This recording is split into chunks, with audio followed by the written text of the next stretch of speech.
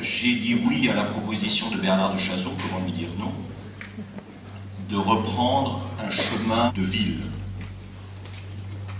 La petite contrainte supplémentaire que Bernard avait introduite était l'idée que si on pouvait alterner entre des villes européennes et non européennes, ce serait une bonne idée. Et j'ai commencé par introduire effectivement 5 villes américaines, pas nécessairement en dialogue avec les 5 villes européennes. Par contre, elles alterneront une intervention sur 2, ce qui fait que nous allons être un tout petit peu perturbés dans les chronologies. La semaine prochaine, nous serons à Boston au XVIIIe siècle, XVIIe, XVIIIe. Nous reviendrons après vers une Lisbonne plus fin du monde médiéval et renaissante. Mais bon, je fais confiance à votre agilité pour compenser ces écarts chronologiques. Quand Bernard m'a parlé de cette possibilité d'évoquer 10 villes, je pense que probablement l'une des premières qui m'est venue à l'esprit est Palerme, où j'étais jusqu'à hier en début d'après-midi. J'avais un club APM dans ce qu'on appelle une Learning Expedition de 4 jours. Nous n'avons pas perdu notre temps, rassurez-vous. Et voilà. Donc, l'idée, c'est que pour chacune des villes dont il va être question, qu'elles soient américaines ou européennes, j'ai choisi une période où, peut-être à tort, cette ville me paraît avoir connu un moment particulièrement important, peut-être pas facile, moment qui en tout cas me semble avoir un sens historique et n'être pas sans pertinence pour nos communautés urbaines et peut-être plus encore qu'urbaines, nationales ou internationales, aujourd'hui. C'est un tout petit peu ambitieux, vous y apporterez toute la légèreté qu'il convient probablement de donner à tout ça et que je n'ai pas forcément su lui donner. Alors, justement, dans le cas de Palerme, je pense que vous voyez tous que avec Boston, nous irons vers ce qu'on appelle the birth of a nation, la naissance d'une nation. D'une certaine façon, avec Palerme aussi, mais d'une manière un tout petit peu, extraordinairement spécifique. Alors, la Palerme dont nous allons parler, à la lumière de ce que je viens de dire, ne sera pas, par exemple, celle qui nous parlera d'une organisation dont les activités financières et criminelles sont relativement connues et développées, même si elles conservent un environnement de mystère qui permet probablement d'ailleurs leur développement. Ceux d'entre vous qui sont des cinéphiles avertis auront reconnu évidemment une image de la 3e volet de la saga du Parrain, tournée par Francis Ford Coppola, et vous aurez reconnu effectivement 2 acteurs, Diane Keaton à gauche, ici, et Al Pacino à droite. Diane Keaton est là et Al Pacino est là. C'est donc cette 3e partie du Parrain qui, à mon humble avis, est de beaucoup la plus brillante au point de vue dramaturgie et mise en scène. Et la scène, la photographie que vous venez de voir est prise, bien sûr, dans ce qu'on appelle à Palerme le Teatro Massimo, le grand théâtre, qui est aussi l'opéra de Palerme, un opéra extrêmement actif, et dont à la fois l'architecture et la décoration intérieure sont dues à quelqu'un qu'on reconnaît volontiers comme l'un des maîtres du style Liberty, c'est-à-dire du style Art Nouveau en Italie, qui s'appelle donc Ernesto Basile. Donc nous n'allons pas parler mafia du tout. Nous ne parlerons pas non plus de cet autre moment de Palerme, qui est bien sûr la scène du bal, dans l'admirable film daté de 1963 de Luchino Visconti, qui s'appelait le Guépard, il Gattopardo, avec dans le rôle du prince Salina, Fabrice Salina, Burt Lancaster, dans le rôle de son neveu Tancrède, l'homme qui est à la charnière de l'ancien monde et du nouveau, et qui va donc épouser la fille du maire bourgeois plutôt qu'une aristocratique de sa caste, en quelque sorte, rôle joué par Claudia Cardinal, et vous vous souvenez, c'est le fameux moment de l'ouverture de la scène du bal entre Burt Lancaster, le prince Salina, et celle qui va devenir sa nièce par son mariage avec Tancrède à la Delon.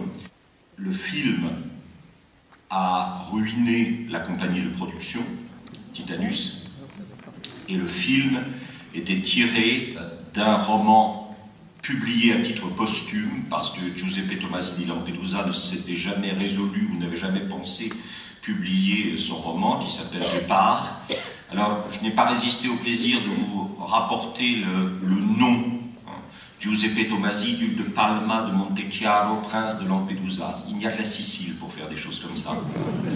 Né le 23 décembre 1896 à Palerme en Sicile et mort le 23 juillet 1957 à Rome. Et bien sûr, vous connaissez tous cette citation par cœur, mais je n'ai pas résisté au plaisir de vous la redonner ici. Il faut que tout change pour que rien ne change. Ce qui se concrétise bien sûr dans le mariage du neveu aristocratique avec la très belle jeune bourgeoise. Vous le savez, le film a été tourné dans le palais Valguarnera Gangi. Les Valguarnera sont une famille qui est arrivée d'Espagne avec les Aragons. Quand les Aragons ont pris vers la fin du milieu du XIVe siècle le relais, après les vêpres siciliennes, le relais des Anjou, que la papauté avait envoyé en Sicile pour y éradiquer les traces des Hohenstaufen, nous y reviendrons tout à l'heure.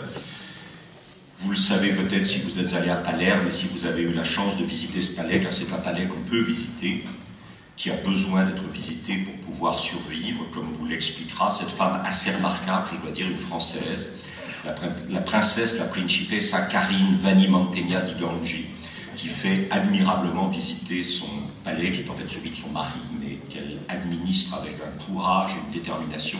Elle en a fait un atelier de restauration, de meubles, de tissus.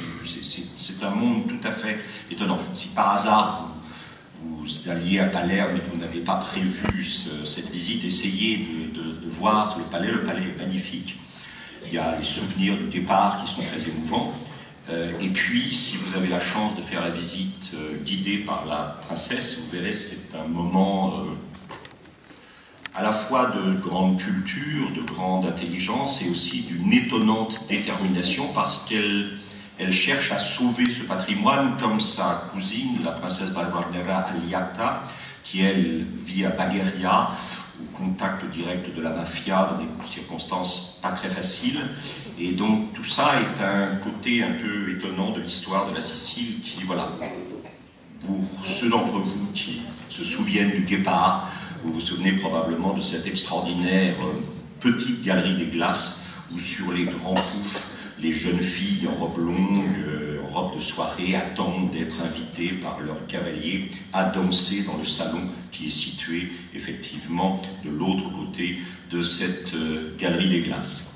Alors, ce n'est pas ni la Sicile, ni le Palerme de la mafia, ni le Palerme du Guépard que nous allons évoquer, mais quelque chose qui va nous faire remonter beaucoup plus loin dans le temps, puisqu'en 2015, l'UNESCO a accueilli au patrimoine mondial de l'humanité un ensemble de bâtiments qu'on appelle la Palerme arabo-normande, auxquels ont été ajoutés deux sites, un tout petit peu plus loin de Palerme, qui est la cathédrale de Cefalù, dont nous aurons l'occasion de reparler un tout petit peu en fin de présentation, et puis un autre qui est beaucoup plus proche de Palerme et qui interviendra aussi dans la présentation à un moment, qui est la cathédrale abbatiale de Monreale, à la fois l'église et le cloître.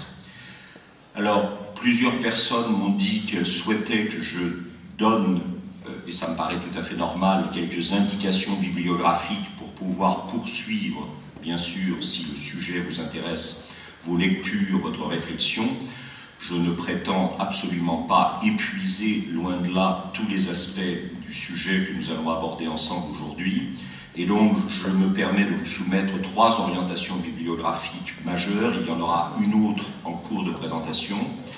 Ce sont d'abord une étude générale sur quelque chose qui va occuper l'ensemble du temps qui vient, c'est-à-dire cette notion de présence des Normands en Orient.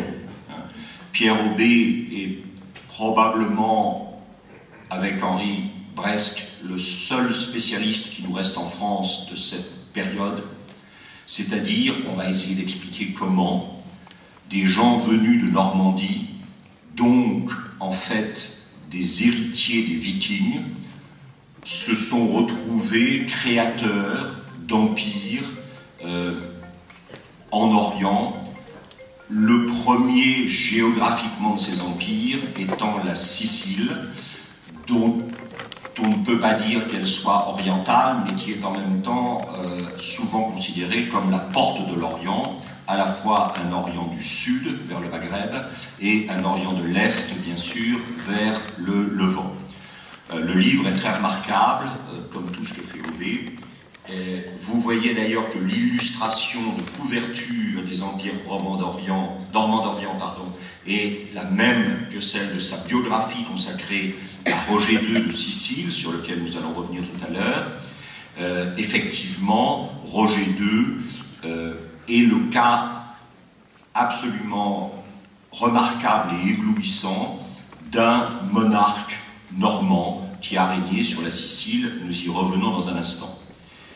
Et puis, on aurait pu éventuellement évoquer la biographie de David Abou-Falia, qui est en anglais, qui n'a pas été traduite, celle plus récente de Guggenheim, et puis le livre un peu qui a fait date de Kantorowicz, le philosophe germano-polonais, qui a travaillé sur Frédéric II Hohenstaufen. J'ai ressorti cette biographie en français, pour laquelle personnellement j'ai immensément de respect, de Jacques Benoît Méchain, et qui s'appelle Frédéric de Hohenstaufen. Et alors vous vous demandez, enfin bon, je suppose que vous savez tous, mais je vous le rappelle brièvement, Frédéric Hohenstaufen, pour des raisons qui vont être expliquées ou rappelées tout simplement maintenant, est en fait le petit-fils de Roger II de Sicile. Donc voilà, c'est pour ça que le lien sera fait de manière évidente. Roger II va être effectivement probablement la plaque tournante de cette présentation. Il naît en 1095. Il naît effectivement en Italie, et déjà en Italie, et il mourra en 1154. C'est donc pour l'époque une vie relativement longue, puisque ça représente à peu près 59 ans, à l'époque où l'espérance moyenne de vie ne dépasse guère 24-25 ans. Voilà. Alors, si vous connaissez Palerme, évidemment, vous allez reconnaître immédiatement cet ensemble de 2 églises qui sont situées sur la place Vincenzo Bellini. Vous savez que Bellini est le grand compositeur d'opéra sicilien, même s'il n'est pas allé à Palerme, il est à Catane. Vous avez là 2 bâtiments très importants. L'un qui s'appelle San Cataldo, qui est ici. Et alors vous remarquez immédiatement les 3 coupoles peintes en rouge, mais qui deviennent de moins en moins rouges et de plus en plus roses, si je puis dire, et dont le choix de couleur est dû à un architecte restaurateur italien de la deuxième moitié du XIXe siècle qui était persuadé que toutes les coupoles étaient rouges. On n'a jamais vraiment très bien compris ni pourquoi ni comment, mais du coup les coupoles sont rouges. En tout cas, ces coupoles signalent bien sûr une présence musulmane. D'autre part, vous voyez que San Cataldo vous offre des modèles effectivement d'arcs brisés. Des arcs brisés vers 1120, c'est un tout petit peu tôt pour le gothique. Donc n'oubliez pas que ces arcs brisés viennent aussi du monde musulman, et pas effectivement du gothique, que ce gothique soit germanique ou d'Île-de-France. Et puis alors derrière, vous avez effectivement cette église qu'on appelle Santa Maria dell'Ammiraglio, Sainte Marie de l'Amiral, on va y revenir, qui est là, dont vous voyez très bien qu'on lui a rajouté un porche baroque, parce qu'à un moment il a fallu quand même mettre les choses au goût du jour, et on lui avait même rajouté un campanile qui lui est gothique. Ça, ce sont des ajouts par rapport à une structure de base qui est 2-3 premières décennies du XIIe siècle. D'ailleurs, quand vous voyez le plan de l'église, vous voyez que la structure de base est là, c'est celle qui est entourée de verre, avec probablement un campanile extérieur qui n'avait pas la forme qu'il a aujourd'hui et qu'on a ensuite raccroché en rajoutant à la fin de la période Renaissance, au début de la période baroque, tout ce qui est entouré en bleu et tout ce qui est jaune, c'est-à-dire le chœur triomphal et le fameux porche baroque que je vous ai montré tout à l'heure, date effectivement du XVIIe siècle. Donc vous voyez que Sainte-Marie de la Mirale, qu'on appelle aujourd'hui la Martorana, parce que son fondateur, dont on va reparler dans un instant, en mourant sans enfant, l'a légué à des membres de sa famille, dont la femme portait le nom de Martorana, et elle a transformé cette église en l'église conventuelle d'un couvent de bénédictines qu'elle se préparait à fonder. Il y a d'ailleurs maintenant à l'étage une chapelle cloîtrée, enfin un chœur cloîtré pour les moniales qui ne sert plus aujourd'hui, mais il y a un chœur cloîtré pour les moniales qui a été construit, donc dans toute cette partie-là, le reste de l'église originale étant là. Et alors, dans les deux endroits qui sont là, et qui sont probablement l'ancien narthex, c'est-à-dire l'ancien porche d'entrée de l'église, dans ces deux endroits, vous avez à gauche ici et à droite là, deux choses que, évidemment, il faut absolument voir quand on va à Palerme. Deux mosaïques. Alors c'est là où, évidemment, on est obligé de parler immédiatement de Byzance, mosaïque byzantine. L'une qui représente évidemment la Vierge avec tenant un texte à la main et avec un homme prostré à ses pieds.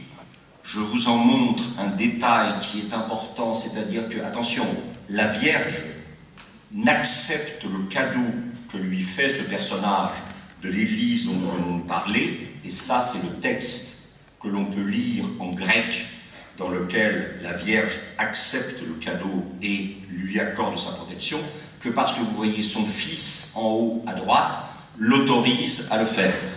Donc il y a ce qu'on appelle une chaîne de commandement, si vous voyez ce que je veux dire, qui part véritablement du sommet et qui descend par la Vierge, la médiatrice de toute grâce, jusqu'au monsieur qui est ici.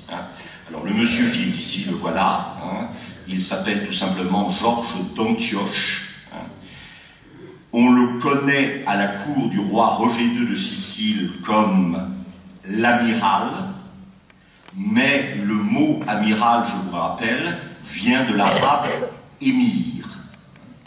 Donc il est l'émir des émirs, c'est-à-dire le ministre le plus important d'un roi, qui, au regard des musulmans, occupe la position qu'on appellerait la position du calife, l'émir étant le premier subordonné et le premier bras armé du calife. Georges d'Antioche sera effectivement le créateur aussi de ce pont, qui est inclus maintenant dans le patrimoine mondial de l'UNESCO, parce que c'est un pont qui date du début du XIIe siècle, et sauf le passage sur le pont qui a été refait au XIXe, il est resté intact. Un fleuve coulait dessous, dont le cours a été détourné pour permettre d'assainir la partie de Palerme à l'est de Palerme où il est situé.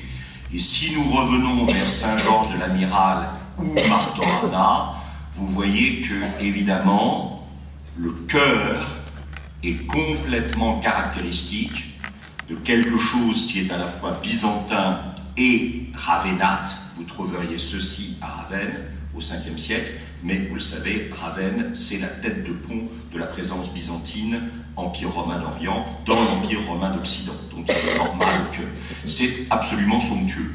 C'est ce qu'on appelle un opus sectile, qui est en fait un travail qui incruste de grands morceaux de marbre et de pierre polychrome dans des dessins plus petits, plus forme de mosaïque d'une certaine manière, et c'est une caractéristique effectivement de l'art byzantin, au-dessus de ce que vous voyez ici, et qui est effectivement le lieu du chœur, de l'ancien chœur de l'église, qui a maintenant été déplacé en arrière. Vous avez une coupole avec un Christ Pantocrator, sur lequel je ne m'attarde pas maintenant parce qu'on nous en reverrons tout à l'heure, mais l'arc qui précède le chœur, je vous le montre dans sa totalité, et dans cet arc qui précède le chœur, puisque l'église s'appelle Sainte-Marie de l'Amiral, il n'est pas anormal que vous ayez deux événements de la vie de la Vierge mis face à face. Ici, bien sûr, la naissance du Christ, ici, quelque chose de très compliqué sur lequel nous allons revenir dans un instant. Vous voyez donc ici, effectivement, la naissance du Christ, avec l'étoile qui signifie à la fois la bienveillance divine, la reconnaissance divine pour l'enfant de la promesse, l'arrivée prochaine probablement des bergers que vous découvrez ici, accompagnés par les anges. Regardez, l'un d'entre eux se retourne vers eux pour leur confirmer qu'ils sont bien à l'endroit où ils devaient être, y compris le petit mouton adorable que vous avez là. Vous avez bien sûr l'âne et le bœuf qui sont de service, si je puis dire, et l'étoile resservira pour les mages. Détail toujours remarquable, Saint Joseph qui n'arrête pas de se demander ce qui se passe. Parce que souvenez-vous, il a épousé une jeune vierge qui est tombée enceinte. Dieu merci, un ange est venu le rassurer dans la nuit en lui disant qu'il pouvait prendre chez lui, voilà, bon. Mais là, il se dit, c'est absolument pas ce qui était prévu. Il n'est pas tout à fait dans la position du mélancolique, mais on le retrouvera très souvent dans l'iconographie de la Nativité, dans la position du mélancolique, ou de quelqu'un qui se demande ce qui est en train de se passer, quel est le sens de tout ça, et quel rôle il joue dans tout ça. Et par contre, détail effectivement très étonnant, vous avez à nouveau une brebis et probablement un bouc, ici, et vous avez les servantes, qui sont en train aussi de préparer le premier bain de l'enfant. Donc vous voyez qu'on est dans une image archaïsante, puisque, vous le savez, l'image renaissante imposera un certain nombre de critères essentiels, une seule scène, dans un seul lieu de l'espace, dans un seul moment du temps, vu par un seul œil. Or, vous voyez qu'ici, inévitablement, vous avez deux moments du temps. C'est-à-dire, un, l'enfant tenu par sa mère dans le berceau crèche, et d'autre part, l'enfant tenu par des femmes, des servantes de l'auberge, qui sont en train de lui donner son premier bain.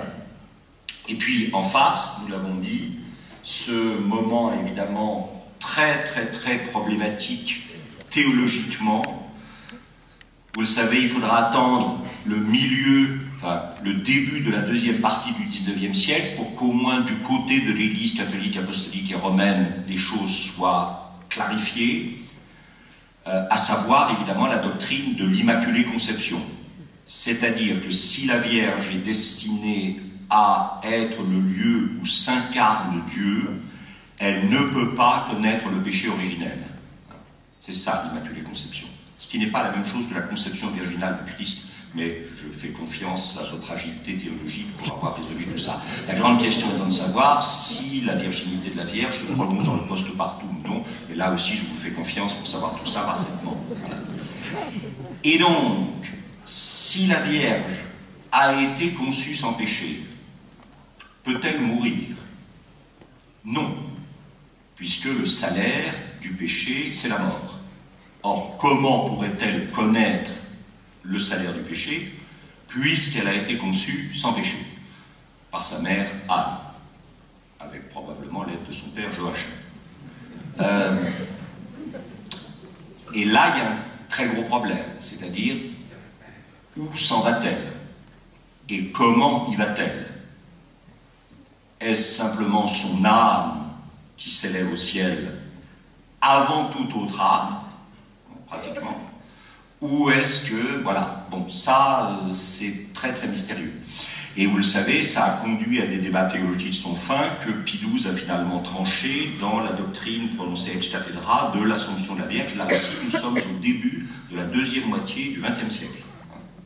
Il y a toujours eu des tensions très fortes à l'intérieur de l'Église catholique, apostolique et romaine entre les franciscains, toujours très attentifs à cette idée de vox populi, vox dei.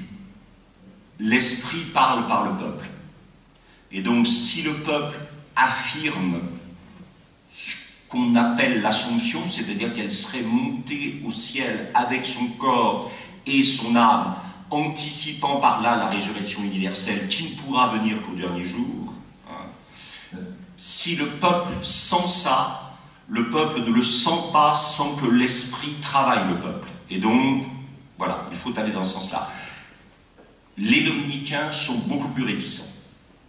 Les dominicains qui ont toujours peur d'une recontamination du domaine de la foi par le religieux, c'est-à-dire par le magique.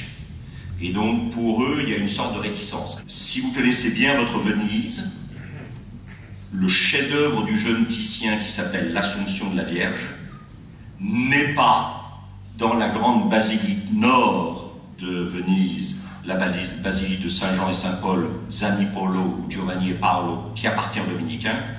Elle est bel et bien à la basilique des Frari, au sud du Grand Canal, qui est la basilique des franciscains. Donc la doctrine de l'Assomption trouve une manifestation visuelle chez les franciscains. Chez les orthodoxes, c'est aussi assez complexe.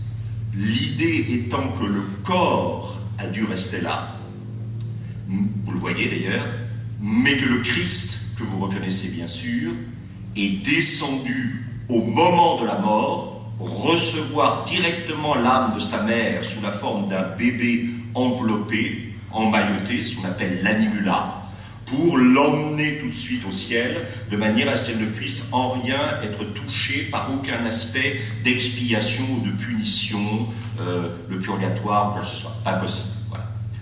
Alors, ce qu'il y a de très intéressant, évidemment, c'est que l'une des colonnes qui soutient l'ensemble de l'Église est ornée d'une inscription en arabe qui date de 1143. Alors, vous comprenez, on est en train tout doucement de rentrer dans ce qui fait l'unicité de Palerme. Si c'est une église de Palerme à l'époque de la Sicile normande, c'est donc une église catholique romaine, créée par quelqu'un qui s'appelle Georges d'Antioche, qui vient de l'Est, décoré massivement de mosaïques byzantines et avec une inscription arabe. Et là, vous êtes en train de mettre le doigt dans ce qui fait, évidemment, l'unicité de Palerme au XIIe, XIIIe siècle. C'est-à-dire que c'est un endroit où 4 cultures qui ont eu tendance ailleurs à s'exclure mutuellement et souvent de façon violente, ont, sous une autorité politique bienveillante, été amenés à, obligés de coexister et de co-créer.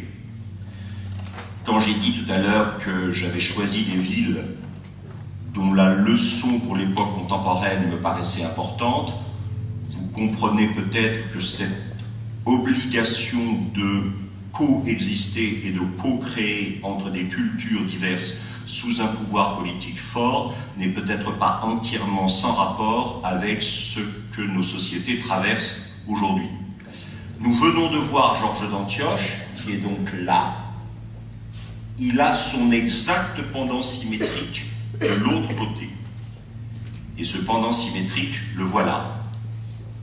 C'est-à-dire, vous reconnaissez l'illustration des 2 livres de Pierre Aubé que je vous ai montrés, c'est évidemment le roi Roger II de Sicile, qui est, vous le voyez, couronné directement par le Christ. Si vous cherchez une mise en image de ce qu'on appelle la monarchie de droit divin, ne cherchez plus.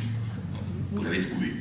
Vous aurez remarqué d'ailleurs que le Christ n'est pas les pieds par terre. il est légèrement en lévitation par rapport au roi, qui lui a effectivement les pieds sur la terre. Et alors, vous avez ici ce détail vestimentaire qui est extrêmement important, cette grande étole qui tourne, qui enserre le corps effectivement du roi et qui va, je dirais, rebondir sur sa main gauche. C'est ce qu'on appelle, ceux d'entre vous qui sont spécialistes de Byzance, qui connaissent bien Byzance, c'est effectivement le loros du Basileus byzantin.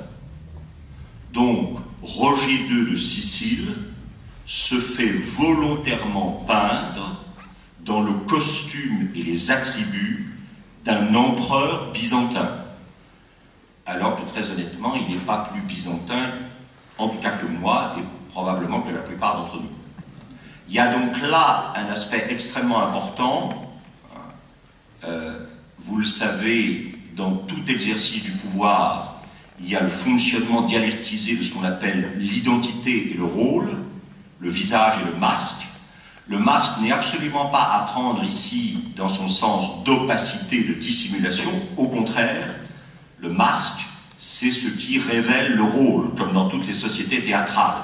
Et donc, ce que Roger II de Sicile vous dit en portant ce loros de Basileus byzantin, c'est « Normand je suis, mais je tiens à ce qu'on voit que je joue ici pour la communauté byzantine qui est sous ma responsabilité, le même rôle que joue à Byzance, à Constantinople, le Basileus byzantin.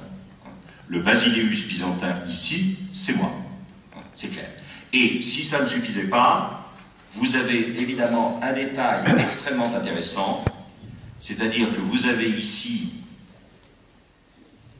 pendu à la couronne ce qu'on appelle une pendeloque, caractéristique des couronnes byzantines, au point que quand, par exemple, si vous connaissez bien Palerme, vous savez qu'à la cathédrale, il y a un trésor, que l'un des objets les plus essentiels de ce trésor, c'est ceci, c'est-à-dire, effectivement, la couronne que Frédéric II Hohenstaufen a fait faire pour sa première femme, Constance d'Aragon. Et vous voyez que, évidemment, cette couronne bonnet est accompagnée de pendeloques qui sont les attributs du pouvoir impérial, masculin ou féminin, à Constantinople, à Byzance. Donc, Frédéric II, je vous le rappelle, son nom de famille, c'est Hohenstaufen. C'est pas très très byzantin, si vous voyez ce que je veux dire. Voilà. Alors, on tourne un peu autour du pot, vous avez raison, mais c'est comme ça qu'on essaiera progressivement d'y arriver. Regardez par exemple ce que représente le royaume de Sicile en 1154, c'est-à-dire que le royaume de Sicile, c'est en gros la Sicile plus la moitié de l'Italie. Ça, il faut bien comprendre ça. Si vous pensez que le royaume de Sicile, c'est simplement la Sicile, non. C'est effectivement la moitié de l'Italie, c'est-à-dire en gros la Sicile, la Calabre, les Pouilles, une grande partie de la Campanie, et en remontant effectivement un peu vers les Marches actuelles. Et pour comprendre ce que c'est que ce royaume de Sicile, eh bien je vous emmène là où vous êtes obligé d'aller pour le comprendre. Et alors je conçois que pour ceux d'entre vous qui ne connaissent pas l'histoire, ça vous laisse un peu perplexe. Puisque vous êtes ici, vous êtes ici à Hauteville-la-Guichard, 50-570, département de la Manche, et qui se targue aujourd'hui, à juste raison, de 469 habitants. Et si vous regardez le petit dépliant qui est là, vous avez Tancrède de Hauteville, Hauteville-la-Guichard, chevalier normand, roi de Sicile. En fait, Roger II de Sicile, que vous venez de voir ici, son grand-père, je vais être un peu vulgaire et je m'en excuse, mais je crois qu'il faut quand même aller jusqu'au bout du raisonnement. Son grand-père, qui s'appelait Tancrède de Hauteville, avait les deux pieds dans la bouse du Cotentin. Et ça, c'est quand même une des choses les plus extraordinaires qui se soit passées dans l'histoire européenne. C'est-à-dire comment, en 2 générations, vous passez de la Brousse du Cotentin au royaume de Sicile, comme roi de Sicile, pas comme... non, comme roi de Sicile. Et pour vous affoler un peu plus, mais vous savez tout ça par cœur déjà, je vous rappelle que vous rajoutez une autre génération, puis une autre, hein, c'est-à-dire à la 4e génération, vous avez beau venir de Hauteville-la-Guichard, pour qui j'ai un immense respect, vous le savez. Vous finissez sur le trône de Charlemagne à Aix-la-Chapelle pour y être couronné comme Frédéric II Hohenstaufen, la stupor mundi, la stupeur du monde. Et donc, pas vous parce que vous êtes intelligent, mais moi, j'ai appris il y a longtemps que le Moyen-Âge était un siècle immobile. Et ne voilà-t-il pas qu'en 4 générations dans ce siècle immobile, on peut passer de Hauteville-la-Guichard au trône de Charlemagne à Aix-la-Chapelle en ayant fait un léger détour par Palerme. Je ne sais pas si vous... C'est absolument extraordinaire. C'est totalement fabuleux. Et si l'histoire vous intéresse, lisez les livres que je vous ai recommandés, parce que moi je tire tout mon modeste savoir de ces gens-là, parce que c'est pas moi qui ai inventé ça. Mais je dois dire que c'est une histoire qui me fascine complètement. Alors, essayons de... Voilà Tancrède. Alors là, on est avant le départ de Guillaume le Conquérant pour l'Angleterre en 1066. On est dans les années, on va voir, 1030, 1040. Donc c'est vraiment, il y a très très très longtemps. Il n'y a pas d'internet, il n'y a pas de téléphone, il n'y a pas d'électricité, il n'y a pas de TGV, il n'y a pas d'avion, il n'y a rien. Il m'arrive dans un certain nombre de gares où j'attends des TGV en retard, ou des aéroports, où j'attends des correspondances d'avions en retard, et où je suis un peu agacé parce que j'ai tendance à être naturellement agacé, je me dis, pense aux Hauteville. Et ça a un effet extrêmement détendant. Voilà. Alors, j'ai choisi une généalogie où vous n'aurez pas tous les enfants de Tancrède de Hauteville, parce que vous allez tout de suite comprendre le problème. Tancrède de Hauteville a 2 épouses, la première lui donnera 5 fils, la deuxième lui en donnera 7. Je suis désolé et je suis vraiment confus, mais si vous lisez Pierre Aubé, il vous dit, à l'époque, on ne s'embarrassait pas de compter les filles. Je m'excuse, je vous prie d'accepter ça, mais voilà. Et alors, réfléchissez bien. Si vous avez 20 hectares dans le Cotentin et 12 fils, on pense que le fief de Tancrède de Hauteville, fief qui est acquis, Aubé vous racontera ça. Le grand-père de Tancrède de Hauteville était probablement un compagnon de Rollon. La première installation normande permanente sur le territoire de ce qui va devenir la Normandie. Tancrède lui-même a obtenu le commandement d'un immense détachement de l'armée du duc, 10 soldats, parce qu'il a sauvé le duc lors d'une chasse au sanglier d'être piétiné par, effectivement, un sanglier en l'estourbissant d'un seul coup. Donc Tancrède de Hauteville, il doit avoir à peu près, vous dit Aubé, 20 hectares de fief. Quand vous avez 12 fils, c'est un problème. Vous pouvez laisser les 20 hectares au premier fils, ce qui ne se passera pas d'ailleurs, c'est le dernier de la première femme qui les prendra. Vous pouvez en mettre un dans l'armée, à la rigueur 2, un dans les ordres, 1, 2, 3. Mais il vous en reste toujours un nombre absolument énorme. Voilà. Donc, et c'est assez extraordinaire parce que vous voyez, regardez, vous avez effectivement ici Guillaume, Bras de Fer, Dreux et Onfroy qui vont partir, sont les fils de la première femme, ils vont partir effectivement en Italie, on reviendra tout à l'heure, ils finiront Comte de Pouille, etc. Et les 2 frères qui vont partir, ils vont tous partir en Italie, mais les 2 qui vont vraiment se faire un nom, c'est effectivement Robert Guiscard et Roger. Voilà. Et Roger, il épousera effectivement une femme qui lui donnera un fils Simon et le fameux Roger II que nous avons vu. Donc vous voyez que c'est vraiment la seconde génération après le départ de... Et tous ces gens-là, vous voyez, quand vous regardez leur nom, regardez par exemple, c'est extraordinaire, le fils de Robert Guiscard, par son premier mariage, va finir prince d'Antioche. C'est tout à fait étonnant. Alors, ce que je vous montre là, vous devez vous dire, tiens, ça me rappelle quelque chose. Très juste, vous avez raison, ça vous rappelle ceci. Mais ça n'est pas ceci. C'est comme, vous savez, ces poissons qui ressemblent à, qui ont le goût de, etc., mais qui ne sont pas d'eux. Ce que vous voyez là, c'est bien la tapisserie de la reine Mathilde, conservée à Bayeux. Là, et ça c'est très étonnant, c'est ce qu'on appelle la tapisserie de Pirou. Alors, je ne sais pas si vous connaissez cet endroit en Normandie, mais cet endroit en Normandie s'appelle le château de Pirou. Et dans les années 1980-90, sous l'impulsion d'un ecclésiastique local, une dame qui s'appelle Thérèse Ozen a commencé à réaliser une tapisserie à l'imitation de la tapisserie de Bayeux, qui ne vous raconte plus l'histoire de l'invasion de l'Angleterre par Guillaume de Normandie, mais qui vous raconte le départ de la famille de Hauteville pour l'Italie et leur installation en Italie. C'est une femme qui n'a jamais achevé son œuvre, elle a brodé cela pendant des années, 8 ou 9 si mes souvenirs sont bons, au château de Pirou.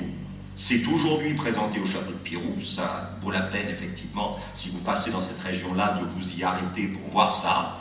Et elle vous décrit, à la manière de la reine Mathilde des Hauteville c'est elle vous décrit à la manière de la reine Mathilde l'itinérance, le chemin des Hauteville vers. Voici les armes des Hauteville. Alors vous me direz, mais comment ils font pour partir en Italie? Alors, je ne vais surtout pas vous dire comment, parce que ça, personne ne sait. Et ça doit être absolument affolant. Là aussi, Pierre Aubé essaie de reconstituer des possibilités d'itinéraire, d'étapes.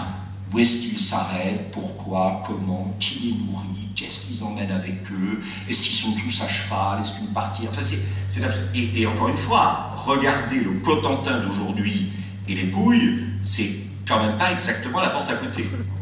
Alors, tous les historiens italiens ou français s'accordent à admettre qu'il y a quelque chose de fou. Car effectivement, vous ne pouvez pas faire ce genre de choses s'il n'y a pas un léger élément de folie. Et le léger élément de folie, le voilà, c'est ce qu'on appelle, à Ville, la Lucerne, c'était en 2014 une série d'expositions, les pèlerinages à Saint-Michel de l'Italie du Sud au Mont Saint-Michel. Alors, quand vous êtes dans la Bousse du Cotentin, le Mont Saint-Michel, c'est la porte à côté. Et c'est Saint-Michel-Archange et le saint sous la protection duquel vous vous placez naturellement parce que c'est le saint le plus proche. Alors maintenant, regardez bien, vous n'êtes pas obligé de me croire, hein, parce que moi j'ai du mal aussi à croire tout ça, mais c'est fabuleux. Mais je pense que c'est vrai. Je pense qu'à partir du moment où vous avez la volonté de faire quelque chose, n'importe lequel élément discursif qui vous permet de donner une apparente rationalité à cette volonté, vous allez vous en emparer et l'utiliser. Et alors, regardez bien, c'est très clair. Hein. Vous voyez, c'est ça que vous voyez là. Saint-Michel de la Cluse, on s'en fiche un peu. Le Mont Saint-Michel, c'est important. Mais ça, c'est très important. Pardon. C'est ce qu'on appelle le Monte Sant'Angelo. Le Monte Sant'Angelo, c'est situé à Gargano. C'est fou. On dit que probablement plus de 60% ne revenaient jamais. Donc vous partiez pour le pèlerinage, mais en gros, vous admettiez en partant que vous ne reviendriez pas. Et si vous reveniez, de même que vous vous y étiez arrêté à l'aller, si vous veniez du nord de la France et de nord-ouest, vous vous arrêtiez au retour à Gargano. Et évidemment, à Gargano, vous priez Saint-Michel. Ce qui fait que vous vous dites, mais au fond, si je prie Saint-Michel ici et qu'il me protège, quand je suis en Normandie, je prie Saint-Michel et il me protège, c'est la même maison. C'est pour moi.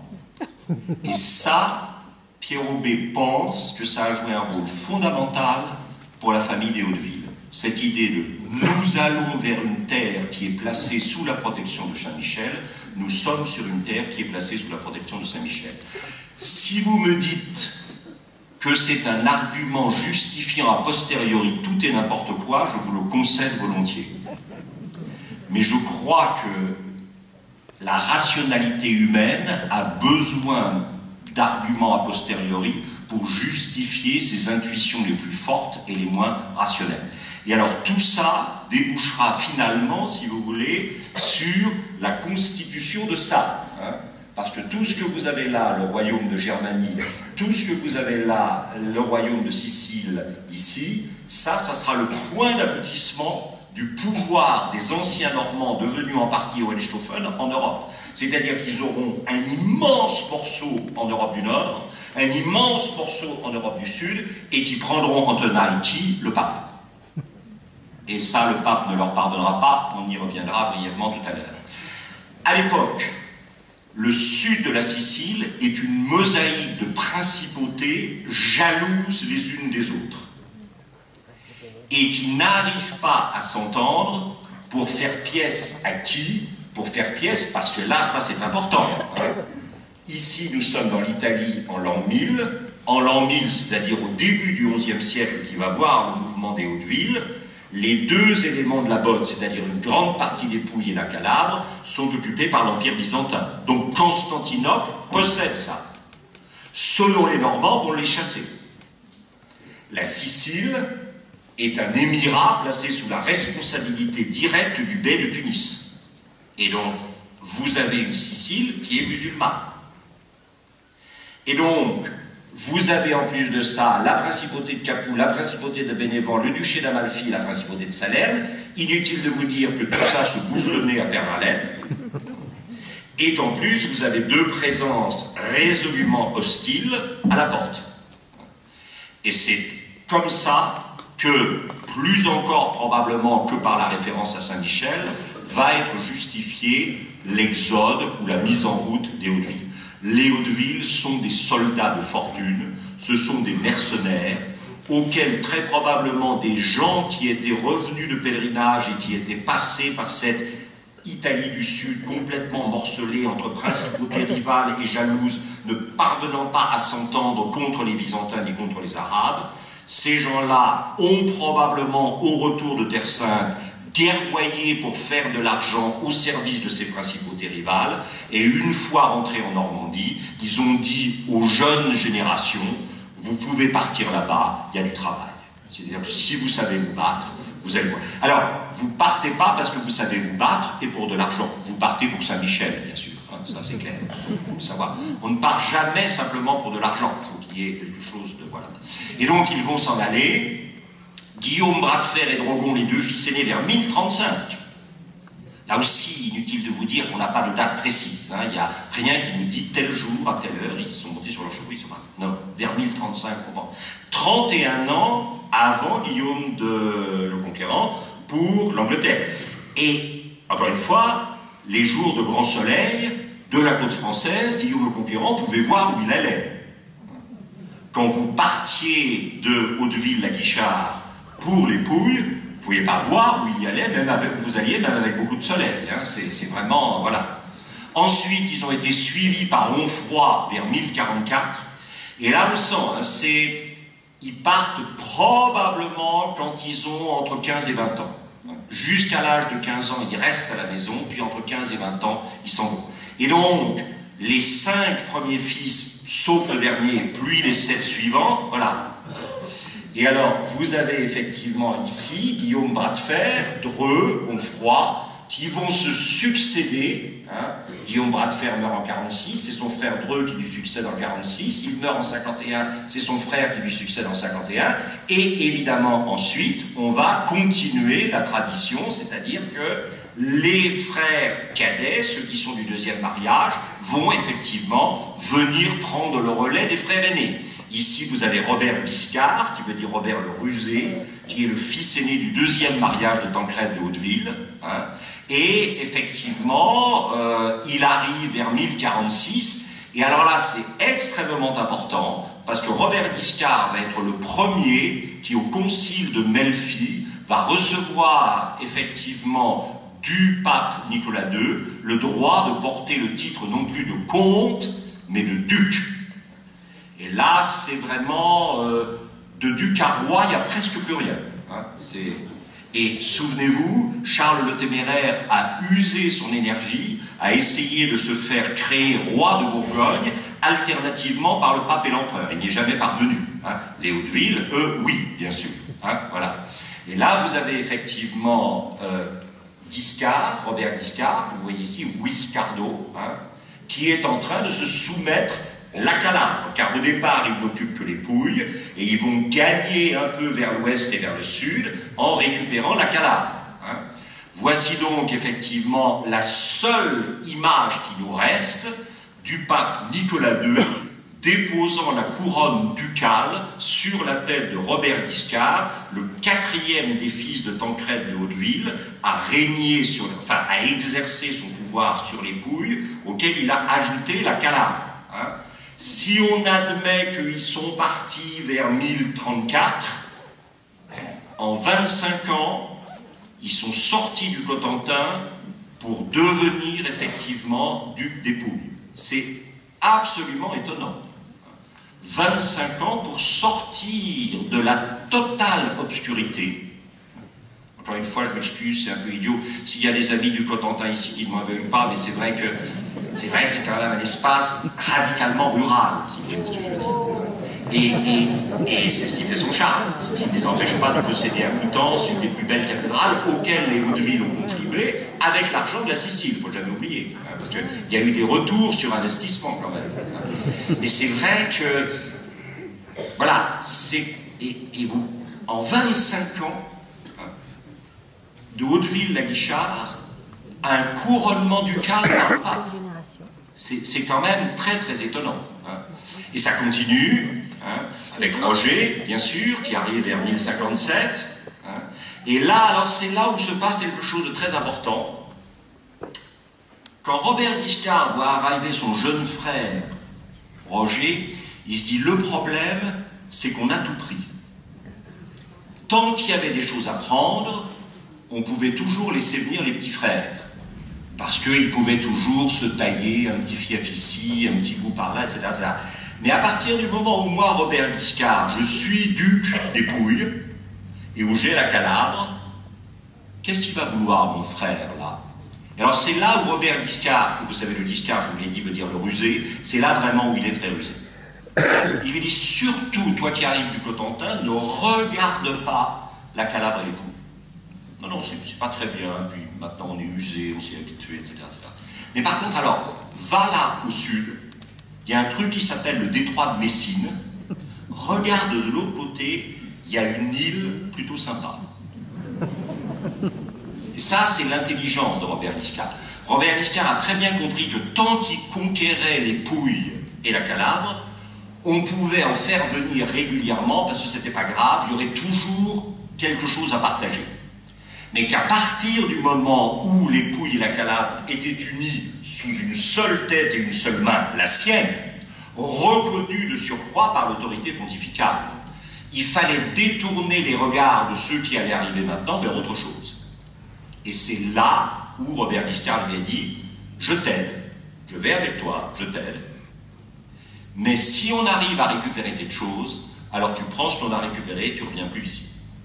Et c'est ce qui s'est passé. Vous voyez ce que je veux dire? Ça, c'est extrêmement intelligent de la part de Robert Guiscard. Et donc, en 1084, c'est-à-dire, en gros, vous l'avez vu, à peu près 27 ans après l'arrivée de Roger, le comte Roger, qui va devenir effectivement comte de Sicile, vous avez effectivement, en 1084, une partie de la Sicile qui a été conquise conjointement par Robert Guiscard, le frère aîné, et par Roger, le frère cadet. Et Robert Guiscard lui dit, écoute, je t'ai aidé à prendre une partie de la Sicile, maintenant tu gères ça, mais tu ne reviens pas chez moi. On se voit régulièrement, on s'envoie des mails, peu importe, mais tu ne viens plus chez moi. Voilà. Et c'est très important, les deux frères vont fonder, effectivement, alors ceci est une reconstruction, mais en souvenir de leur expédition victorieuse pour récupérer pratiquement les 3/5 de la Sicile, ils vont fonder dans ce qui est la Palerme actuelle une église qui a beaucoup changé d'aspect mais qui reste une église arabo-normande qu'on appelle effectivement l'église de Saint-Jean des Lépreux en 1071. Alors, pour ceux d'entre vous, cette partie-là de l'histoire intéresse. Il y a le livre de Jean-Marie Martin, publié dans cette collection que vous avez dû connaître certainement, qu'on appelait La vie quotidienne. Et dans cette vie quotidienne, vous avez effectivement les Italies normandes, 11e, 12e siècle, qui vous raconteront infiniment mieux que moi tout ça. Mais c'est tout à fait passionnant. L'intelligence des Normands, parce qu'ils sont tantôt au service du pape contre les Byzantins, il faut tantôt qu'ils soient au service des Byzantins contre le pape, tantôt au service d'un des petits princes contre l'autre petit prince. Ça, il y a un côté, si vous voulez, qui annonce les grands condottières du 15e, 16e, même du 14e, 15e, 16e. Dont, vous le savez, le rapport à la loyauté est un rapport fixé par la condota, c'est-à-dire par le contrat financier qui les lie pour une saison à une puissance et qu'ils peuvent parfaitement signer avec une autre puissance adverse ou rivale la saison suivante. Et donc, on a ici effectivement cette idée que donc Roger va donner naissance à Simon, qui lui sera encore comte de Sicile entre 1101 et 1105, et que c'est finalement effectivement Roger II qui fera passer la Sicile du statut de comté au statut de duc, enfin au statut de roi en 1130, tout en ayant récupéré entre-temps le statut de duc d'Épouille. Et donc là, c'est très important, l'héritage de Robert Guiscard, je ne peux pas vous décrire tout, ce serait trop long, l'héritage de Robert Guiscard, d'une certaine façon, l'héritage de son oncle venant à son terme, Roger, le futur Roger II, récupère le duché d'Épouille et il va transformer effectivement le comté de Sicile en un royaume de Sicile. D'où cette carte que je vous ai déjà montrée et qui est très importante, puisque ça, c'est l'œuvre de Roger II. C'est sur cette capacité à réunir, à expulser ce qu'il restait de musulmans en Sicile. Attention, pas les populations musulmanes, les guerriers et les princes. C'est sur cette capacité à expulser et en plus à récupérer du côté de son oncle Robert Guiscard le duché d'Épouille qu'il va pouvoir constituer ce qu'on appelle effectivement le royaume de Sicile. Alors, en 1112, à 16 ans, il est comte de Sicile et de Calabre. On ne peut pas attendre, c'est vertigineux. Quand vous regardez les âges de ces gens-là, c'est pas, comment s'appelait ce film où on voyait un gamin qui restait chez lui jusqu'à je ne sais combien d'années, enfin vous vous souvenez de ça? Voilà, tout à fait. C'est vraiment pas le genre de la maison, c'est pas du tout ça. À 16 ans, vous êtes fait, vous ne serez jamais fait d'une certaine manière. Et donc à 16 ans, il est comte de Sicile et de Calabre, c'est l'instance évidemment de la possibilité. Alors il y a tout le problème de la mortalité infantile, il y a tout le problème d'une espérance de vie extrêmement fragile. En 1122, il est comte souverain de Sicile et d'une partie de la Calabre. Et en 1127-28, il se proclame duc d'Apulie, bat les forces du pape Honorius qui s'y opposait, et le pape est obligé de s'incliner. Le voilà. Roger II, dans ses habits, dans une miniature, dans une enluminure, dans ses habits de duc. Et donc, en 1130, dans la nuit du 24 au 25 décembre, dans la cathédrale de Palerme, il se fait couronner roi de Sicile par l'antipape Anaclet II. Inutile de vous dire que le pape véritable va l'excommunier aussitôt. Quand vous vous faites couronner, parce qu'il avait essayé d'acheter le pape, mais le pape n'avait pas voulu. Donc il a trouvé un antipape, il y en avait beaucoup à l'époque, et donc il a convaincu un antipape de lui signer le papier comme quoi il pouvait être roi de Sicile, et après, bon, il a été excommunié par le pape réel, mais rassurez-vous, ça s'arrangera. Et alors, je ne peux pas résister au plaisir de vous montrer ceci, qui est magnifique, c'est son manteau de sacre. Manteau de sacre qui a été tissé par des femmes musulmanes qui travaillaient dans le palais ducal puis royal du roi Roger. Le pape, pas lui directement, mais des séides à son service, ont fait circuler le bruit que ce groupe de femmes était le harem de Roger. Faut voir, là, les choses sont assez... Voilà. Et alors, ce manteau qui représente, vous l'avez vu, à la fois chameau, léopard et palmier, stylisé. Ce manteau, il est où aujourd'hui? Probablement, certains d'entre vous l'ont vu. Ils sont en train de se dire, mais j'ai vu ce truc-là, mais où est-ce que je l'ai vu? Oui, oui. Vous l'avez vu où? À la Hofburg, à Vienne. Et oui, parce que Quand Frédéric II Hohenstaufen, le petit-fils de Roger II, a été couronné empereur du Saint-Empire romain germanique à Aix-la-Chapelle sur le trône de Charlemagne, 4e génération, je vous le rappelle, il a dit: ah non, je ne serai couronné que dans le manteau du couronnement de mon grand-père. Et donc on a fait venir de Palerme le manteau du couronnement de son grand-père. S'il est vraiment tissé par des mains de femmes musulmanes, ça on en est sûr, qui était en plus le harem de Roger, vous voyez que ça confine quand même un tout petit peu à des choses étranges. Hein. L'empereur du Saint-Empire romain germanique, couronné sur le trône de Charlemagne à Aix-la-Chapelle, dans un manteau tissé par des femmes musulmanes qui étaient peut-être le harem du roi de Sicile.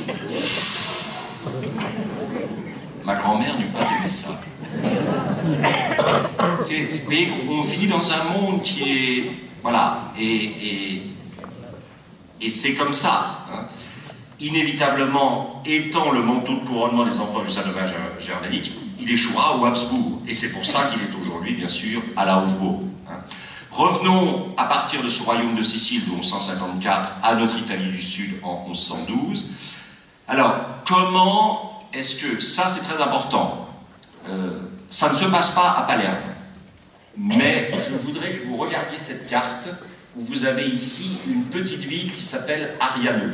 Cette petite ville, à Ariano, en 1140, sera le siège de ce qu'on appelle les Assises d'Ariano. Alors ça, je ne suis pas un constitutionnaliste, mais je connais quelques constitutionnalistes importants qui considèrent ce document comme très important. Je ne sais pas si on peut aller jusqu'à ce que disent certains Siciliens, que j'ai réentendu ce week-end, que quand le roi Roger régnait, et quand il voulait prendre des décisions importantes pour le royaume, il faisait venir des représentants de la communauté normande, des représentants de la communauté byzantine, des représentants de la communauté musulmane et des représentants de la communauté juive. Et devinez comment il appelait ça?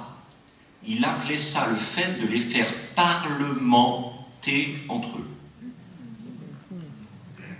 Un certain nombre de constitutionnalistes et d'historiens, plutôt siciliens, c'est vrai, ont tendance à vous dire que la naissance de l'institution parlementaire, c'est-à-dire le fait que finalement le souverain n'est pas tant celui qui impose, mais celui qui donne une réalité matérielle à un consensus exprimé entre les différentes parties de la population, qui, en dépit d'intérêts parfois divergents, parviennent quand même à se mettre d'accord sur ce qu'elles considèrent comme essentiel pour le bien public de la communauté auquel elles appartiennent, quelle que soit la différence.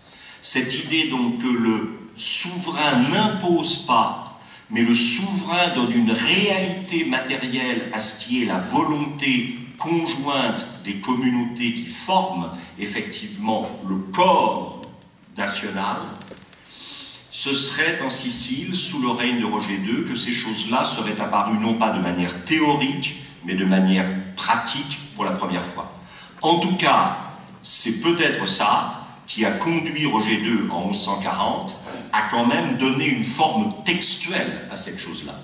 Les assises contenaient 40 clauses qui touchaient à tous les sujets qui pouvaient intéresser le droit de l'époque: propriété privée, propriété publique, l'Église, le code civil, les finances royales, l'armée. Ces lois étaient en avance pour leur temps car elles tiraient leurs préceptes non seulement des théories juridiques normandes et françaises, mais aussi musulmanes et byzantines, surtout du code justinien.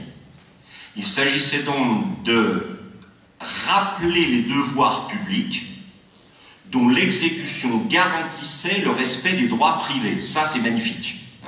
Cette idée que vous avez des devoirs publics et que l'exécution de ces devoirs publics garantit le respect de vos droits privés. L'un des premiers droits privés étant la liberté religieuse, bien sûr.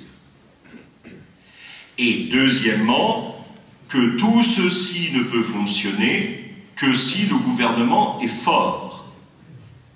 Et là, vous retrouvez le début de la théorie hobbesienne de Léviathan.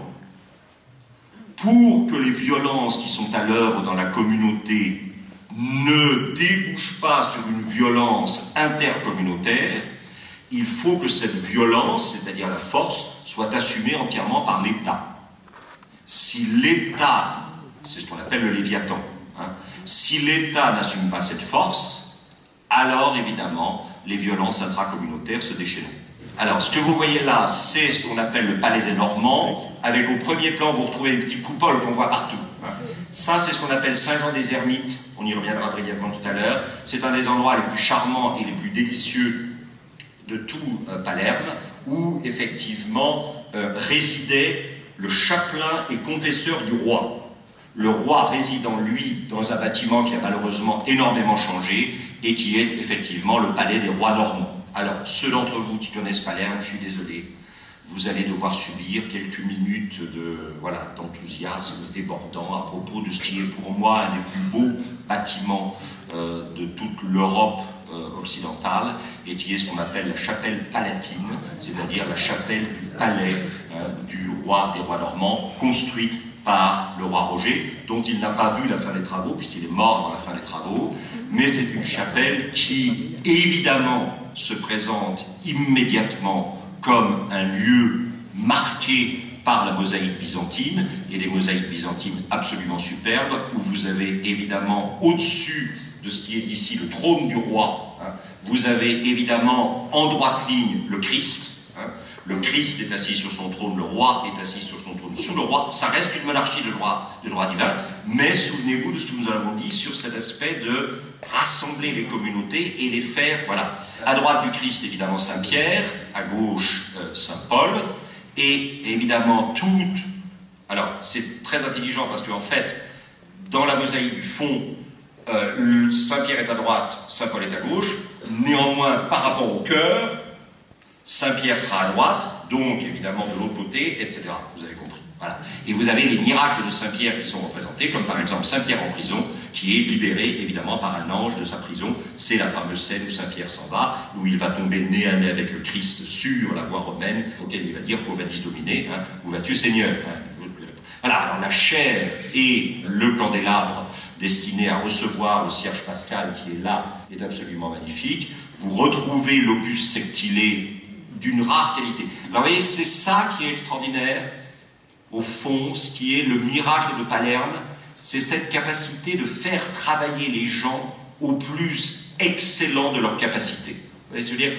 Quand une société ne parvient pas à faire travailler ceux qui en sont membres au plus excellent de leurs compétences ou de leur qualité, il y a quelque chose, comme disait Shakespeare, de pourri dans cette société. Et ça, pour moi, c'est très important à Palerme, sous Roger II, sous son fils et son petit-fils, puis ensuite sous, évidemment, Frédéric II, c'est plus problématique sous Frédéric II, c'est que Roger II a su, comment dirais-je, par la commande, qui est un signe de confiance, porter le travail, faire porter le travail de ces communautés à son plus haut niveau d'excellence. Et là, vous avez vraiment des choses qui sont d'une beauté absolument extraordinaire au niveau de l'opus sectilé, dont vous voyez bien ici qu'il représente des formes effectivement géométriques caractéristiques de l'art ravennate ou de l'art byzantin, mais aussi des éléments d'arbres musulmans stylisés. Donc, les Byzantins vont chercher des modèles décoratifs chez les musulmans, tout en utilisant effectivement une technique qui est byzantine, avec, regardez, un jeu très très subtil. Parce que tantôt vous êtes amené à vous laisser fasciner par ces éléments blancs et les deux petits arbres au milieu, tantôt vous délaissez les éléments blancs au profit des arbres qui sont là. Les formes des arbres, aucune forme d'arbre n'est exactement la même d'un arbre à l'autre. Il y a une capacité à réinventer continuellement la forme qui est magnifique. Et alors, ce qui est fabuleux, c'est évidemment les plafonds, parce que si les murs sont donnés aux mosaïques byzantines, les plafonds sont donnés au travail des ébénistes musulmans. Et les ébénistes musulmans vont réaliser à la fois les plafonds plats des deux nefs latérales ou des deux bas-côtés, droite et gauche, mais peut-être qu'effectivement le plus étonnant, c'est le plafond de la chapelle de la nef centrale, plafond dont vous devinez ici qu'il est caractérisé par un détail décoratif essentiellement musulman qu'on appelle les muqarnas, c'est-à-dire ces alvéoles à stalactites qui sont totalement caractéristiques de l'art musulman, que vous retrouvez. Alors, c'est la chapelle d'un roi, certes couronné par un antipape, mais quand même normand, donc romano-chrétien, qui associe à cette chapelle des artistes byzantins depuis 1054. Je vous rappelle qu'il y a quand même le grand schisme d'Orient, dont Byzance, c'est le monde et le péché, et qui est décoré dans les parties, effectivement, de plafond, par des artistes, par des ébénistes musulmans. Hein. C'est quand même absolument étonnant. Et alors, évidemment, inévitablement, si vous ouvrez la porte à n'importe quoi, vous avez n'importe quoi. C'est-à-dire que les ébénistes musulmans, qui normalement n'ont pas le droit à la représentation mimétique, ils n'ont pas le droit de faire des images de la réalité, puisqu'ils travaillent pour le roi Roger, dans une chapelle chrétienne où on a requis leur savoir-faire d'ébénistes musulmans, ils vont se laisser aller à faire là, ce qu'ils n'ont pas le droit de faire autre chose, de faire ailleurs. C'est-à-dire que dans les Muqarnas, ils vont glisser effectivement des images qui leur sont totalement interdites dans le reste de leur activité s'ils étaient en train de travailler dans leur mosquée. Et ben oui, alors, je ne me prononce pas sur le... Mais c'est très étonnant ce que peut apporter ce type d'autorité comme libération par rapport à des contraintes ou des tabous. Et regardez, vous avez non seulement ce personnage sur son chameau, qui est quand même un peu étonnant, hein, dans un plafond de chapelle, d'un palais, d'un roi chrétien, hein, des musulmans qui sont en train de jouer aux échecs, on s'occupe comme on peut, et puis Roger II lui-même. Roger II qui d'ailleurs n'est pas contre l'idée d'étendre un tout petit peu son domaine vers la Tunisie. Et alors, qui est-ce qui finance cette extension du domaine qui durera très peu, hein? Qui est-ce qui subventionne l'extension de ce domaine? Comme tout le reste du subvention, ça vient de devinez d'où. Je suis désolé, c'est un peu... n'y voyez aucune trace, mais c'est la communauté juive qui finance, bien sûr. Bien sûr. C'est les seuls, évidemment, qui sont autorisés à pratiquer le prêt à intérêt. Or, faire fonctionner une économie sans prêt à intérêt, c'est très embêtant. Vous avez essayé, mais c'est difficile. Le prêt à intérêt est très important. Alors vous le savez, on n'est pas encore exactement dans le paradigme.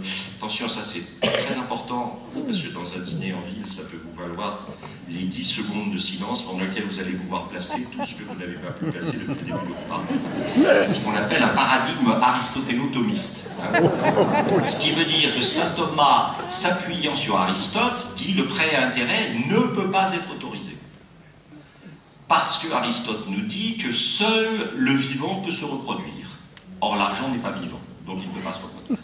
Or, qu'est-ce que c'est que le prêt à intérêt? C'est reproduire de l'argent. C'est permettre à l'argent de se reproduire. Pas possible. Et de l'autre côté, quand vous jouez, quand vous prêtez à intérêt, vous jouez sur quoi? Vous jouez sur le temps. Le temps n'appartient qu'à Dieu. Donc, pour ces deux raisons, Aristote a raison. Le prêt à intérêt n'est pas autorisé dans une société chrétienne. Très embêtant si vous voulez faire de l'investissement.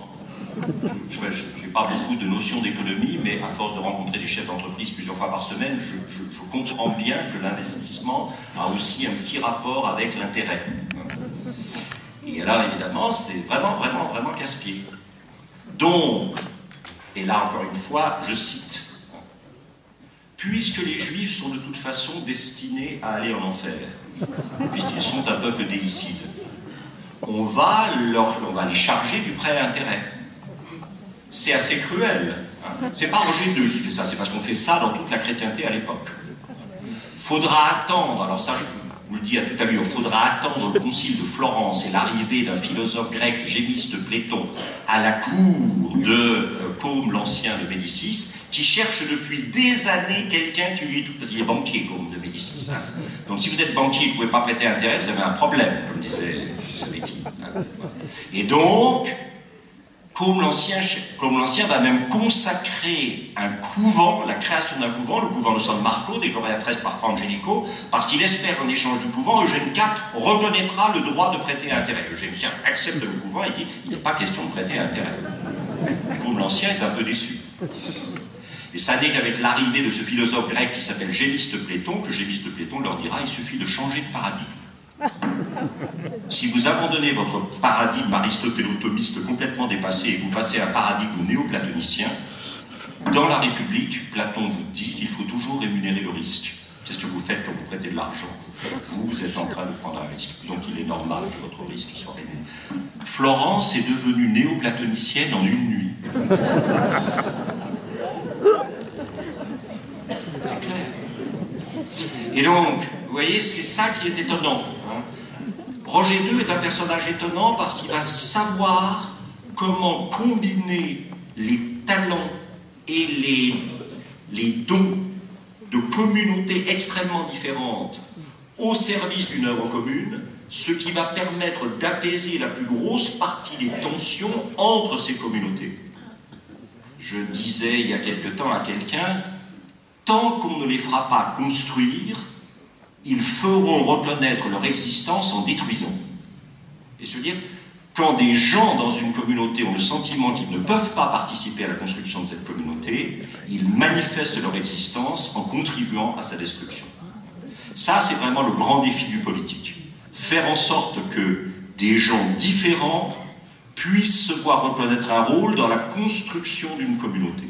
S'ils ne se voient pas reconnaître ce rôle, ils auront tendance à la détruire. Et puis alors, vous avez bien sûr la présence à la cour de Roger II de Sicile d'un personnage absolument étonnant, le plus grand géographe et cartographe du XIIe siècle européen, qui est bien sûr un arabe, qui s'appelle Al-Idrissi.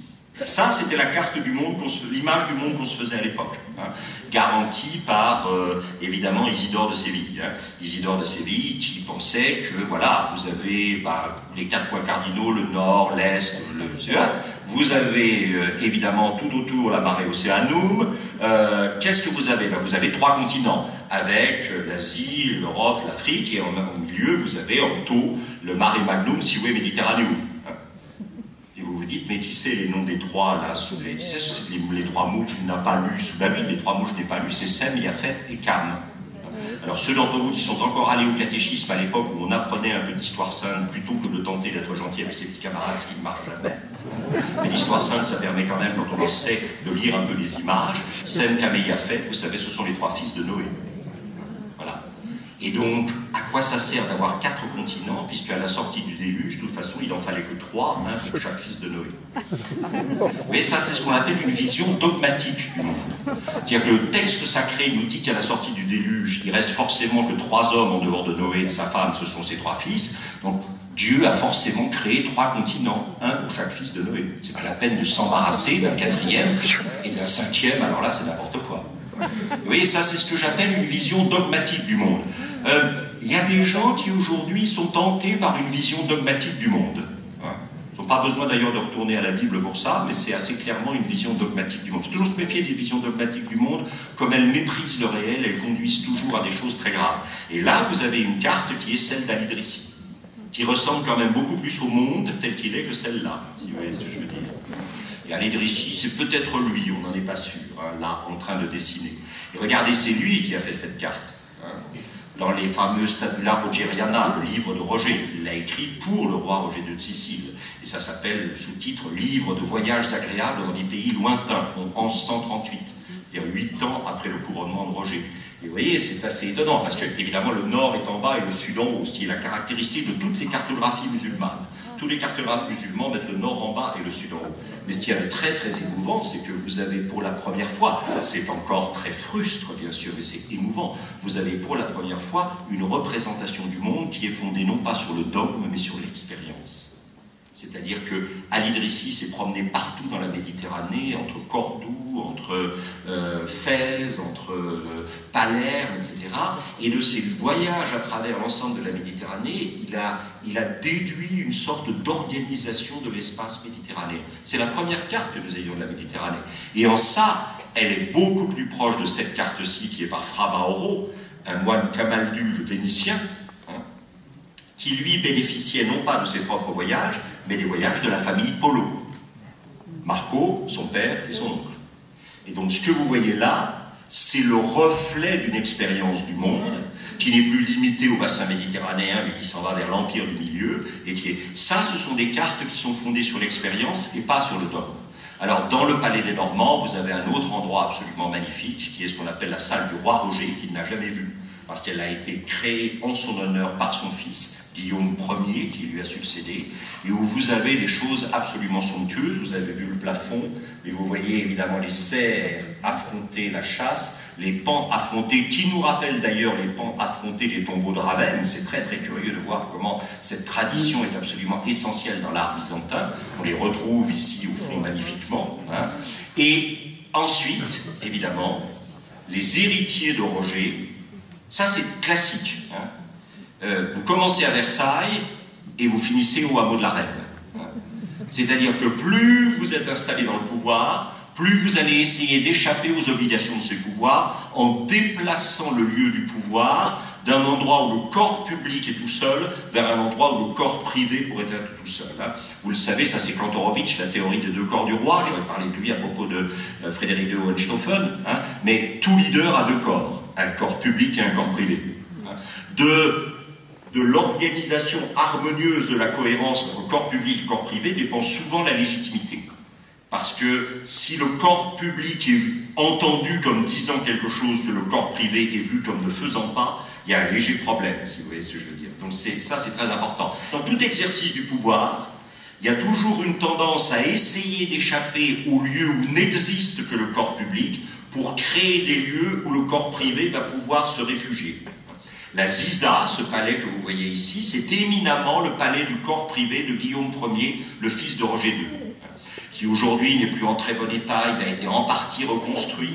C'est généralement allié avec énormément de végétation, de l'eau, des fontaines, et ça permet d'échapper aux grands rituels protocolaires du palais de ville, du palais des Normands. C'est dans la Combe d'Or, hein, en s'en allant vers le nord, ou un petit peu vers l'est, ou un petit peu vers l'ouest de la Combe d'Or, c'est-à-dire cet arc de montagne, ce demi-cercle de montagne qui entoure Palerme et sa baie. Vous retrouvez effectivement ici, que vous le vouliez ou non, une décoration de Mukarna. Voilà.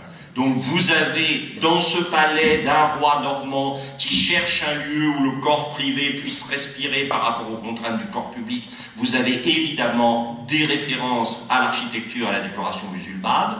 Vous sentez bien que le passage du bassin ici et de l'eau qui passe sous la maison et qui réapparaît dans le salon d'été sous la forme d'une succession de petites chutes d'eau et de bassins successifs vous renvoie directement à quelque chose qui viendra beaucoup plus tard, qui sont les palais nasrides de l'Alhambra à Grenade. On est véritablement dans une architecture du rapport entre pierre et eau qui est totalement musulman, et vous avez par là-dessus, évidemment, de la mosaïque byzantine. Donc vous voyez que vous avez là un roi chrétien, normand, qui utilise une décoration, un mobilier qui est totalement musulman, et une décoration sur les murs qui est totalement byzantine. On retrouve ici les pans affrontés et le thème de la chasse, qui était déjà dans la salle du roi Roger au palais normand. Et là, vous avez quelque chose qui est très émouvant, qui conserve précieusement à la Ziza, qui est quelque chose qui date de 1148-49, qui est l'épitaphe de la mère d'un prêtre catholique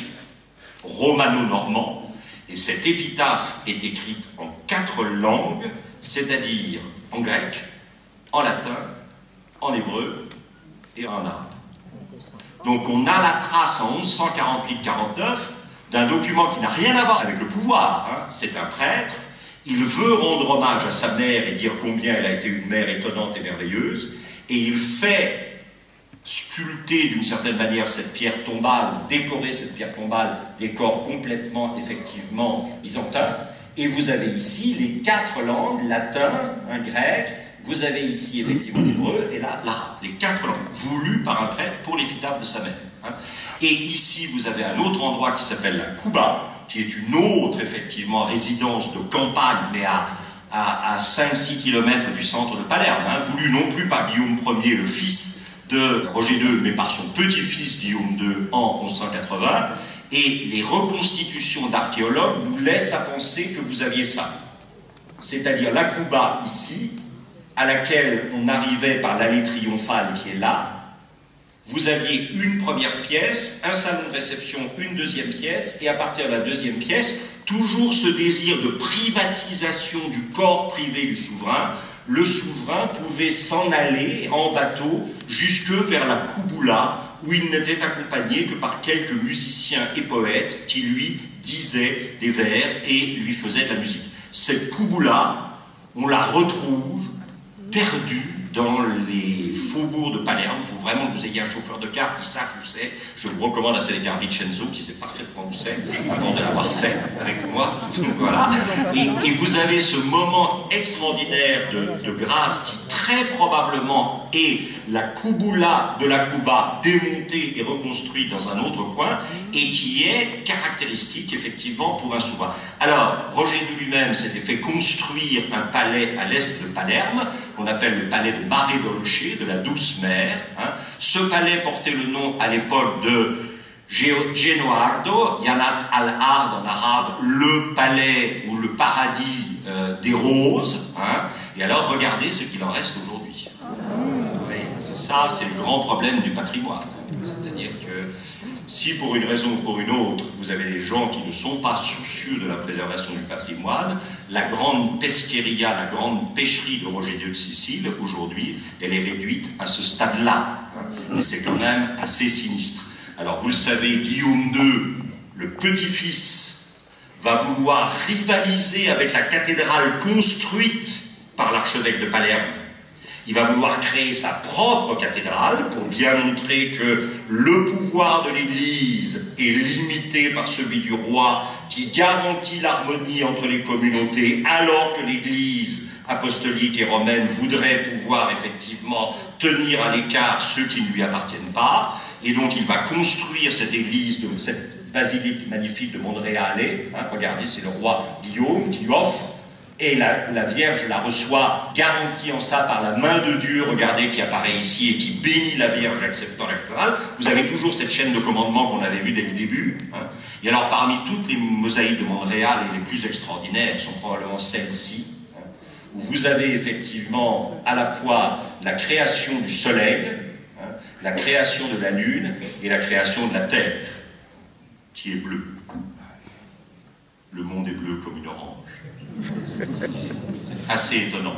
La construction, bien sûr, de la tour de Babel, avertissement lancé aux constructeurs pour que leur bâtiment ne soit pas au service d'un orgueil, mais au contraire d'une soumission à la volonté divine, et le rappel que ce qui a été construit peut être détruit, évidemment Sodome, hein, où vous voyez la femme de Lot, qui est transformée en statue de sel parce qu'elle se retourne sur Sodome, détruite par la volonté divine. Et puis, autre forme de destruction, encore une fois, Jésus renversant, évidemment, les éventaires des marchands du temple. Les mosaïques de Monréal, elles sont superbes, comme est superbe le cloître, qui est magnifique, avec son alternance de colonnes lisses, son alternance de colonnes sculptées, son alternance de colonnes ornées de mosaïques. Guy de Maupassant, dans le texte qu'il a écrit sur la Sicile, dit « Quels que soient les cloîtres que vous avez aimés avant de voir celui de Monréal, celui de Monréal restera toujours votre préféré. » Et ça n'est pas faux. Somptueuse sculpture. Regardez ici cette magnifique annonciation avec, ça c'est les chapiteaux, hein, avec, regardez, le talent évidemment des étoffes, hein, torsadées autour des colonnes. Et puis regardez ici, c'est Guillaume II qui offre à la Vierge et à l'enfant qu'il accepte la cathédrale basilique abbatiale de Monréal sur un autre des chapiteaux, avec une superbe fontaine lavabo qui est absolument magnifique, où les moines se lavaient les mains avant d'entrer bien sûr au réfectoire. Et c'est ce même cloître de Monréal qui a servi d'inspiration au cloître de Saint-Jean des Ermites que nous avons vu tout à l'heure.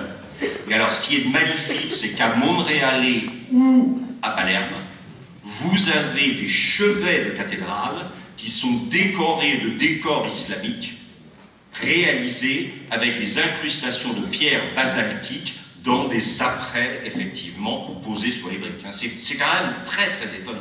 C'est vraiment... Et ça a été possible par la volonté de quelqu'un qui a à la fois imposé un respect mutuel des communautés les unes par les autres et a donné aux communautés le sentiment qu'elles pouvaient contribuer ce qu'elles avaient de meilleur à l'éclat finalement de la communauté à laquelle ils appartenaient. Combinaison des talents, hein, le christianisme romano-normand, l'orthodoxie byzantine, 1054 le blanchisme d'Orient, l'islam, le judaïsme. Regardez, dans Monréal, évidemment, Guillaume II répétera le geste de son grand-père. Il se fait couronner par le Christ alors que Roger était couronné par le Christ. Et alors, vous savez, le drame viendra. Le drame viendra, c'est que Guillaume II est sans enfant. il épouse la fille d'Aliénor d'Aquitaine et d'Henri de Plantagenet, qui ne lui donne pas d'enfant, et tout d'un coup il se dit, mais enfin c'est quand même bête d'être venu de Hauteville-la-Guichard et de finir ici sans héritier. Parce que ça, il ne faut jamais oublier. Tout le problème, c'est Hauteville-la-Guichard. Et alors, extraordinairement, il a une tante, regardez, hein, Constance, qui est d'un troisième, et non pas deuxième mariage, qui est d'un troisième mariage, effectivement, de son grand-père, Roger II, pour que cette fille, Constance, ne pourrisse pas la vie de son demi-frère Guillaume, qui succédera à Roger II sous le titre de Guillaume Ier. Roger II l'a mise dans un couvent, comme par hasard un couvent basiléen, donc orthodoxe, ce qui est quand même un peu étonnant pour la fille d'un... Je ne vous fais plus le décor, vous l'avez compris. Guillaume II, par une intuition géniale, sort sa tante du couvent, et après en avoir parlé avec Frédéric Barberousse, lui fait épouser le fils de Frédéric Barberousse, c'est-à-dire, évidemment, Henri VI d'Allemagne. Et regardez, le mariage n'est pas tant important que le baptême de Frédéric, qui est le fruit des amours, évidemment, Et vous le savez, Frédéric naîtra le 26 décembre 1194 sur la place publique de la ville de Jesi, dans les Marches en Italie. Et Constance de Hauteville, qui a à l'époque plus de 40 ans, ce qui est énorme pour une femme à l'époque et pour une première maternité, Constance accouchera coram populo, pour qu'on voit bien que l'enfant n'est pas un enfant qui a été substitué à, etc., et de manière à ce que la légitimité de Frédéric, qui deviendra Frédéric II Hohenstaufen, sera reconnue. Et vous le savez, Frédéric II, que vous voyez ici, évidemment révélant sa passion pour la fauconnerie, puisqu'il écrira un des plus importants traités de fauconnerie du monde médiéval. Et le voici ici, vous le savez, le drame de Frédéric II, c'est qu'il ira en croisade, et il réussira à négocier le libre accès des lieux saints avec le consentement des musulmans sans qu'une goutte de sang infidèle soit versée. Puisqu'il parviendra à obtenir l'ouverture des lieux saints aux chrétiens par la négociation pure. Ce que le Vatican n'acceptera jamais. Une croisade dans laquelle il n'y a pas un certain nombre de litres de sang infidèle n'est pas une croisade. Et donc c'est assez affolant. Frédéric II terminera ici sa carrière à la tête d'un empire absolument énorme. Il a voulu absolument être enterré à Palerme. Vous avez ici une colonne qui porte une inscription arabe, et vous avez les 4 ou 5 tombeaux qui sont bouleversants. Celui de Frédéric II lui-même, dans ce grand porphyre rouge. 13 décembre 1250, meurt à Torre Maggiore. Il exige d'être enterré dans la cathédrale de Palerme, où son grand-père a été couronné dans la nuit du 24 au 25 décembre 1130. Sa première femme, Constance d'Aragon, dont nous avons vu le bonnet et les pendeloques tout à l'heure, pour lequel on défera un sarcophage romain qu'on lui mettra devant son tombeau. Bien sûr, son père, Henri VI, qu'il rapportera là. Sa mère, Constance de Hauteville, qu'il mettra aussi à côté de lui. Et puis, probablement pour lui, la tombe la plus importante, celle de son grand-père, Roger II de Sicile, qui avait demandé à être enterré, et qui était enterré à Cefalù. Cefalù, cette petite ville à une quarantaine de kilomètres à l'est de Palerme. Roger II avait failli se noyer lors d'un naufrage au large de Cefalù. Il avait fait un vœu que s'il était sauvé, il construirait une cathédrale à Cefalù et qu'il s'y ferait enterrer. Le Christ Pantocrator que vous voyez ici est le Christ de l'abside de la cathédrale de Cefalù, commencé en 1531 par Roger II pour exécuter son vœu après son couronnement et pour y être enterré. Mais Frédéric II viendra le chercher pour le mettre avec lui à la cathédrale de Palerme, réalisant effectivement ainsi l'idée que le seul et unique successeur de son grand-père, c'était finalement lui.